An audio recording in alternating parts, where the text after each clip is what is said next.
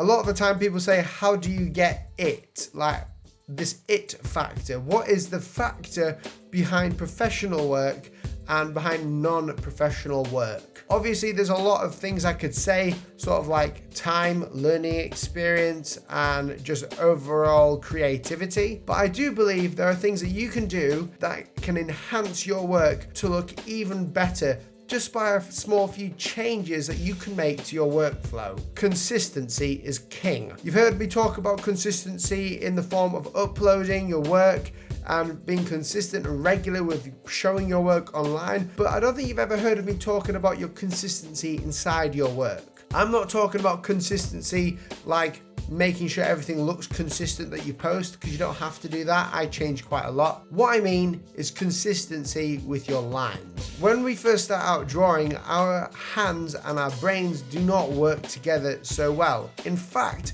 the more experience you have drawing, the better you are at drawing. Not just because you got the theory behind it, but because you've put the muscle memory behind what you're doing. So when you see someone who is really gifted and talented at drawing, it's not because they were born with that, it's because they've spent time, they've grinded for hours sitting down, making sure that they can write and draw perfect lines. So when it comes to consistency, I'm talking about the lines in which you draw with. Have you ever gone onto someone's Instagram or their portfolio, like a logo designer's portfolio, and then realized that they have a bunch of lines on their work?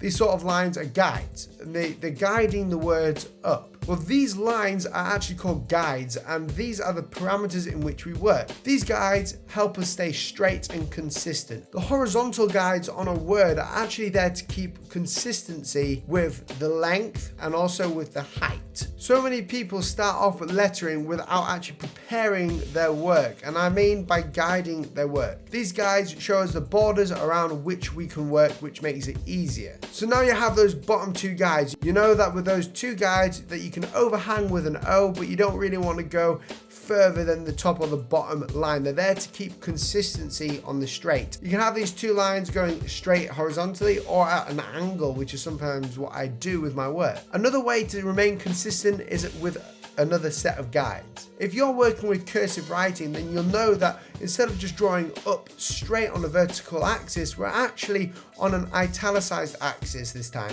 So our words are bending to the right. Italicized hand lettering is really cool, and it's what I do a lot of the time with my script. Italicized writing is a really effective way to bring script around to look good, but it looks terrible if we're not consistent with the angle. So what we need to do to remain consistent on this angle is create a set of guides to show us the angle of our work. Go ahead and have a look at your italicized piece of hand lettering and see if the angles match up. If not, then that is the main problem of why your work isn't looking professional. Professional work actually goes into the details of the lettering as well, and that means by the guides and the way that it's placed within those guides. So using those angles there, we can actually go ahead and create some really nice professional work. Another way to remain consistent with typography, lettering, or logo design is kerning, tracking, and leading. Kerning, by definition, is the space between two characters. Tracking is the space between an overall set of characters within a word. I'm not going to go into too much detail,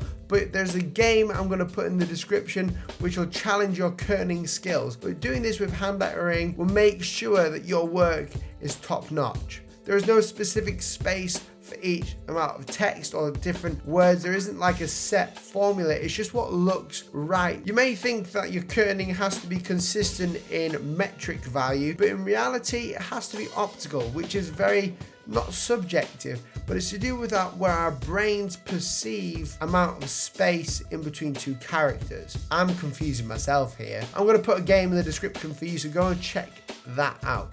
So there you have it. That is why consistency is king. If you are to be consistent in your hand lettering and your logo design work, then you will put your work into a top professional value, and that is really the key to making your work look good and to get the it factor. Thank you so much for watching this video. I hope you guys enjoyed it a lot. Press that like button. Let me know down below what your thoughts are on kerning and how good you are, because I know when I played the game and put the video up on the channel, you guys thrashed me.